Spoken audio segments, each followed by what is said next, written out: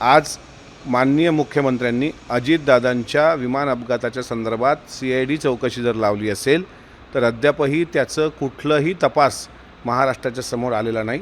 त्यामुळे अजितदादांच्या कुटुंबाच्या पाठीशी एक भाऊ म्हणून खंबीरपणे उभं राहताना दादासुद्धा आपले भाऊ होते, आपल्या सरकारमधले एक मजबूत तुमचा आधार होते। आपल्यासोबत विधान परिषदेचे आमदार अमोल मिटकरी आहेत। बारामतीमध्ये पोटनिवडणुकीच्या प्रचाराला आलेला आहात, काय भावना आहेत? नक्कीच आज शेवटी दोनदा दादांच्या प्रचाराला मला बारामतीला नेहमी मी आलो, लोकसभेच्या वेळेस पण मी आलो होतो।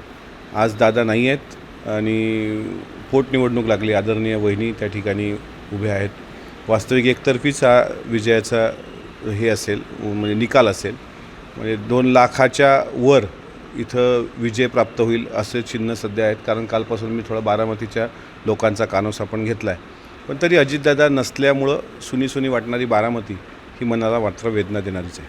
खरं तर अमोल मिटकरी आग्रही प्रचार करायचे आहे, विधानसभेला बघितलं, लोकसभेला बघितलं, आता अमोल मिटकरी जरा शांत पाहायला मिळतात। बारामतीकर हे सुजाण आहेत, सज्ञान आहेत, त्यांना इतका मोठा विकासाचा डोलारा उभा केल्यानंतर मी आदरणीय वहिनींना मत मागावं किंवा तसा प्रचार करावा इतका नक्कीच मोठा नाही, आणि बारामतीकरांना बाहेरच्या लोकांनी येऊन मत मागण्याची आवश्यकता आहे असं मला वाटत पण नाही। त्याच्यामुळे इथले लोकच हुशार आहेत, सज्ञान आहेत, ते योग्य निर्णय घेतील आणि मी दुसरीकडे कुठेही असल्या निवडणुकीचं मी प्रचाराला जाणारच आहे, त्यात काय। रोहित पवारांनी या ठिकाणी प्रचार केला, जे लोकसभेला विरोधत होते, विधानसभेला विरोधत होते, ते पवार कुटुंब एकत्रित आलं आणि या ठिकाणी प्रचार करता, कसं बघता?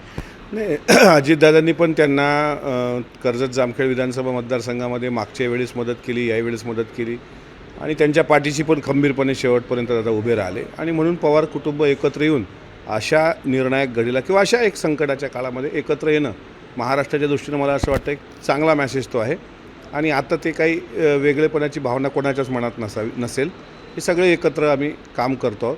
फक्त दादांच्या प्रति कृतज्ञता व्यक्त झाली पाहिजे असं प्रत्येकाला वाटतं आणि म्हणून ते त्या अर्थानं प्रचार करतात। वेगळेपणा नाही म्हणजे तुम्ही मला ते समजलं नाही किंवा ह्यातून 2 संदेश जाऊ शकतात, आम्ही एकत्र येतोय, विलिनीकरण होते असं समजायचं का? नाही, विलिनीकरणाचा विषय आता मला वाटत नाही परत पटलावर येणार, कारण तो विषय दादा होते तोपर्यंत तो विषय जरा ज्वलंत होता, आता तसा काही विषय येईल असं मला वाटत नाही। पण सांगण्याचं तात्पर्य असं की दादांच्या जाण्यानंतर आज आदरणीय वहिनींच्या पाठीशी सर्वजण महाराष्ट्रात, अगदी उद्या बघा माननीय मुख्यमंत्री येत आहेत, मागच्या काळामध्ये निवडणुका झाल्या, आपले सगळेच विरोधात असतानासुद्धा दादांची निवडणूक विक्रमी मताने दादा निवडून आले, पण यावेळेस मात्र थोडं चित्र वेगळं आहे, म्हणून आम्ही सगळेच सोबतच आहोत, सगळे म्हणजे ऑल। म्हणजे काल शर्मिला वहिनींनी पण प्रचार केला, स्वतः योगेंद्र पवार फिरत आहेत, रोहित दादा फिरत आहेत, सगळे त्याच्यामध्ये फिरत आहेत। रोहित पवार फिरताना लक्ष होतं भाजपवर त्यांनी मोठ्या प्रमाणात टीका केली, कसं बघताय सगळ्याकडे? आता ते शेवटी ते भाजपच्या विरोधी पक्षातलेच आहेत, त्याच्यामुळे त्यांनी काय टीका करावी हा त्यांचा तो अधिकार आहे। पण मुळामध्ये इथे फक्त बारामतीचा विकास आणि बारामतीच्या मनातलं नेतृत्व, म्हणजे दादाशिवाय बारामती नाहीच, अशक्यच आहे। पण आज दादा नसल्याचं दुःख मनात असतानासुद्धा बारामतीकर या पोटनिवडणुकीला सामोरे जात आहेत, त्यामुळे ती टीका केली असेल त्यांनी, पण शक्यतोवर अशी टीका टिप्पणी या निवडणुकीत होऊ नये असं मला वाटतं। मुख्यमंत्री येत आहेत सांगता सभेला, याआधी अनेक सांगता सभा झाल्या, मात्र पवार कुटुंबीय सोडून दुसरं कधी कुणी आलं नाही, मुख्यमंत्री येतात।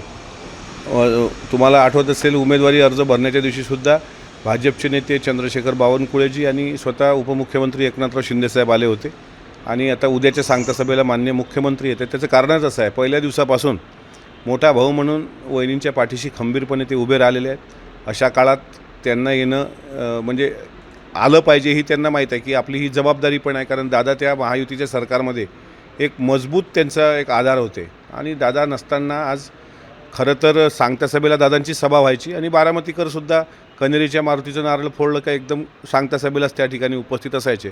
यावेळेचं चित्र वेगळं आहे, शेवटी वहिनींना पाठबळ देण्याकरता एक भाऊ म्हणून शिंदेसाहेब पण येऊन गेले आणि मुख्यमंत्री महोदय पण येत आहेत, तर बारामतीकर निश्चितच स्वागतच करतील त्या गोष्टी। खरं तर या प्रचाराच्या दरम्यान रोहित पवारांनी सातत्यानं अजित पवारांच्या विमान अपघातासंदर्भात प्रश्न उपस्थित केले, तर मग मुख्यमंत्री येत आहेत, त्यांच्याकडे मागणी तुमची वैयक्तिक काय असेल? मी तर 2दा मुख्यमंत्र्यांना स्वतः भेटलो, वैयक्तिक भेटलो, पत्र देऊन भेटलो।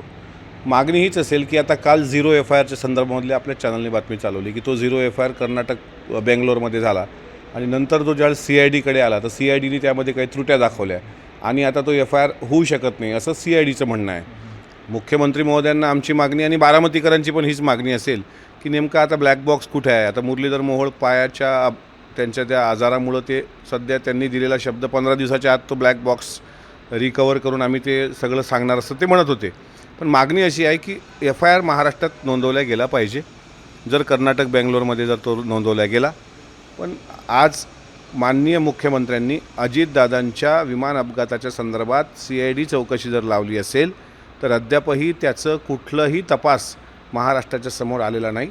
त्यामुळे अजितदादांच्या कुटुंबाच्या पाठीशी एक भाऊ म्हणून खंबीरपणे उभं राहताना दादासुद्धा आपले भाऊ होते.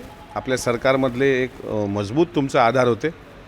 अर्थमंत्री म्हणून दादांनी व्यवस्थित महाराष्ट्र सांभाळला आहे आणि महाराष्ट्राची एक जनभावना आहे की अजितदादांनासुद्धा न्याय दिला पाहिजे आणि ती अपेक्षा आम्हाला माननीय मुख्यमंत्र्यांकडून आहे.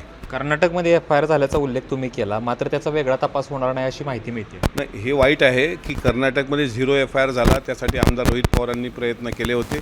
पण तो आधार घेऊन ज्यावेळेस CID असं म्हणते आहे की ही FIR नोंदल्या जाणार नाही कारण काही कागदपत्राची पूर्तता राहिली तर मग कोण्यातरी पोलीस स्टेशनला FIR तर झाला पाहिजे ना. 0 FIR करण्याचा अधिकार हा प्रत्येक नागरिकाचा आहे आणि इतका मोठा विमान अपघात आता 3-4 महिने होतील माझ्या माहितीप्रमाणे 28 एप्रिलला. अजूनही तो FIR होत नसेल तर FIR झाला पाहिजे आणि जर तो होत नसेल तर मग तो तपास होणार आहे की नाही एकदा ते क्लिअर केलं पाहिजे मुख्यमंत्र्यांनी. सातत्यानं रोहित पवार हे करतात, आरोप करतात की दिरंगाई होती आहे. इलेक्शनचा काळ आहे, 30 तारखेपर्यंतचा वेळ दिला असं म्हणतात. तुम्हाला असं वाटतं का दिरंगाई होती म्हणून? मला त्याच्यापेक्षा थोडं पुढचं वाटतं की या सगळ्या तपास कामाला खूप जास्त दिरंगाई होते आहे. जी तत्परता कॅप्टन अशोक खरात प्रकरणामध्ये सरकारने दाखवली त्याबद्दल त्यांचं स्वागत. तिथले 400-450 CCTV बाहेर आणले. पण अद्यापही दादा विमानात बसतानाचा CCTVसुद्धा जर सरकार बाहेर आणू शकत नसेल तर ही खूप जास्त दिरंगाई आहे. यात महाराष्ट्र समाधानी नाही. याला जबाबदार कोण आहे असं तुम्हाला वाटतं? तपास यंत्रणा. तपास यंत्रणेचं हे फेल्युअर आहे हे माझं स्पष्ट मत आहे. तपास यंत्रणा कुणाच्या मार्गदर्शनाखाली चालते आपल्या सगळ्या? सर्व महाराष्ट्राला माहीत आहे तपास यंत्रणा सरकारच्याच मार्गदर्शनाखाली चालत असते. पण तपास यंत्रणेनं ज्या गतीनं तो तपास करायला पाहिजे तो होताना दिसत नाही. त्यामुळे हे सगळं फेल्युअर हे तपास यंत्रणेचं आहे. म्हणजे अल्टिमेटली सरकारचं आहे. 100% सरकारमध्ये असून सांगतोय की अजितदादांच्या विमान अपघाताचा जो तपास फास्ट ट्रॅकवर व्हायला पाहिजे होता त्याची इतकी कासवासारखी गती, कासवापेक्षा मंदावलेली गती यामध्ये मी सरकारमध्ये असून सुद्धा समाधानी नाही.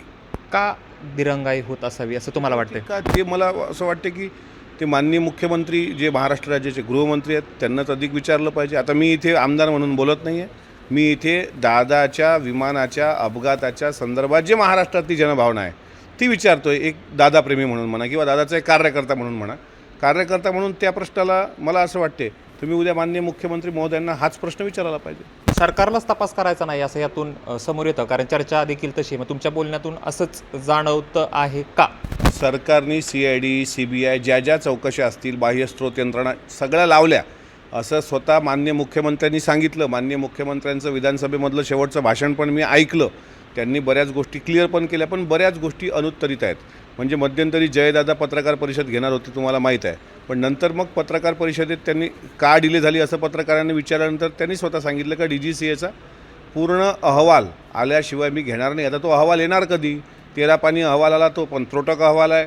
मी गोजूबाईला आता 3दा जाऊन आलो. तिथे जसं काही ते सांगतात त्याचं काही दिसत नाही. पण त्याच्यामुळं मला असं वाटते की जो त्रोटक अहवाल आहे तो कधी येणार पहिला प्रश्न. आणि आता सरकारमध्ये अशा पद्धतीनं जर दादांच्या सारख्या मोठ्या नेत्याच्या विमान अपघाताचा मुद्दा जर त्याच्यावर FIR होऊन तपास यंत्रणेत आतापर्यंत काय निष्पन्न आलं एवढंच सांगावं. माझं म्हणणं आहे दुसरं काहीच सांगू नका. तो ब्लॅक बॉक्स तुम्ही खरंच विदेशात पाठवला आहे की तो बारामती पोलीस स्टेशनला आहे एवढं जरी खरं सांगितलं तरी महाराष्ट्राच्या मनातले बरेच शंकेचं काहूर दूर होणार. पण आता मग ते होत का नाही आहे, पुढं का येत नाही आहे? हा लढा मी लढणार आहे.